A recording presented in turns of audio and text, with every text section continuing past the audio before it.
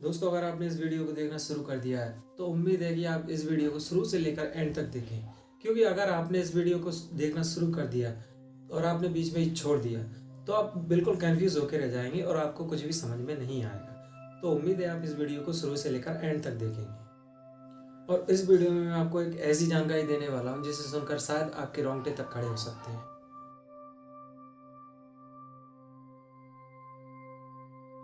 America के एक बहुत ही बड़े राजनीतिक विश्लेषज्ञ ने महात्मा गांधी से प्रेरित होकर कई बुकें लिखी, जिनमें से एक का नाम है the politics of non violence action.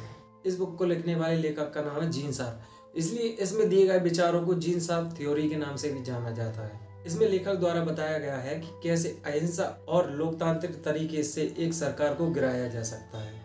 यह तरीके इतने असरदार होते हैं कि हमेशा काम करते ही हैं, जिसका एग्जाम्पल हमें इजिप्ट के तहरीर स्क्वायर और यूक्रेन में देखने को मिला। और जहाँ जहाँ इन सिद्धांतों को लागू किया गया वहाँ वहाँ यह काफ़ी अच्छे प्रभावी ढंग से काम करते हैं। जीन शार्प थ्योरी के कुछ महत्वपूर्ण पॉइंट हैं, जैसे कि पुलिस के ऊपर पथराव करो, प्रोटेस्ट में हमेशा महिलाओं, बच्चों और बुजुर्गों को हमेशा आगे रखो, सामानों का बहिष्कार करना शुरू करो और टैक्स देना बंद कर दो। और न जाने कितने ही ऐसे उदाहरण दिए गए हैं इस बुक में जिनसे कि लोगों को उकसाया जाता है। इस बुक में कई ऐसी बातें भी बताई गई हैं जिससे कि लोगों को उकसाया जा सकता है, जैसे नेगेटिव ट्रेंड चलाओ, फर्जी खबरों को चलाओ, लोगों को गुमराह करो। और अगर आप इन बुक के तरीके पर गौर करो तो आपको पता चलेगा कि भारत में होने वाले प्रोटेस्ट को इसी बुक से अंजाम दिया जा रहा है। एंटी-सीएए प्रोटेस्ट और farmer protest back to back हुए, जिसमें कि इसी बुक के सिद्धांतों को देखा जा सकता है। रिहाना, ग्रेटा थनबर्ग, मिया खलीफा जैसे कई अन्य बड़े बड़े विदेशी सेलिब्रिटीज आज इस बारे में बात करना चाह रहे हैं। क्यों? और इनके ट्वीट करने के बाद हमारे देश के बड़े बड़े लेफ्ट विंगर्स यह कहने लगे कि यह लोग फार्मर प्रोटेस्ट को सपोर्ट कर रहे हैं। और इसी तरह से इस आंदोलन को एक इंटरनेशनल इशू बनाने की कोशिश की जा रही है। और अब आपके मन में एक ही सवाल होगा कि इसके पीछे है कौन? आखिर वो कौन है जो देश की सरकार को गिराना चाहता है? तो उस व्यक्ति का नाम है जॉर्ज सोरस। और अब आप उन पॉइंट्स को कनेक्ट करना जो मैं आपको बताने वाला हूँ।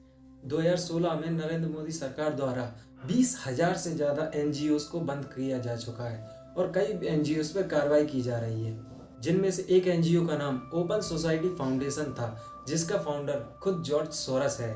ओपन सोसाइटी फाउंडेशन द्वारा इलीगल धर्म परिवर्तन की खबरें भी कई बार आ चुकी हैं, लेकिन जब इंडियन गवर्नमेंट ने एनआरसी और सीएए जैसे बिलों को लागू किया तो इन्हें अपना धंधा खत्म होता हुआ दिख रहा था। ओपन सोसाइटी फाउंडेशन द्वारा $1 बिलियन का फंड एकत्रित किया गया है, जिसके द्वारा तानाशाहों को हटाने की कोशिश की जा रही है, जिसमें एक नाम नरेंद्र मोदी का भी है। एंटी-सीएए प्रोटेस्ट हुआ, जिसमें कि सरकार को नाकाम दिखाने की कोशिश की जा रही थी।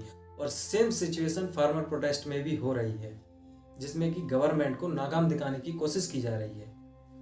इस आंदोलन में किसानों को और देश को किस तरह से गुमराह किया गया वो आप सभी अच्छी तरीके से जानते हैं, क्योंकि किसान और जियो का दूर दूर तक कोई भी कनेक्शन नहीं है। फिर भी किसानों द्वारा जियो का बॉयकॉट किया जाता है और किसानों को भड़काया जाता है कि सरकार तुम्हारी जमीनें छीनकर अडानी और अंबानी को दे देंगी, जबकि सच सबको पता है।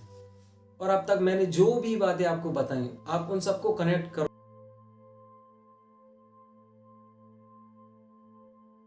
तो आपको पता चलेगा कि इस सब के पीछे सिर्फ एक ही व्यक्ति का हाथ है, जिसका नाम है जॉर्ज सोरस। किसान तो सिर्फ एक जरिया है। इंडिया अपनी इंटरनल प्रॉब्लम्स को सॉल्व कर रहा है, जिसे देखकर देश की बाहरी शक्तियां एकजुट हो रही हैं और इंडिया को कमजोर करना चाह रही हैं। आई होप यह सब बातें जो मैंने आपको बताई हैं आप वह सब समझ गए होंगे। तो अब अगर आपको यह वीडियो पसंद आया हो तो इस वीडियो को लाइक कीजिए, अपने दोस्तों के साथ शेयर कीजिए और मुझे सपोर्ट करने के लिए इस चैनल को सब्सक्राइब जरूर करें। जय हिंद, वंदे मातरम।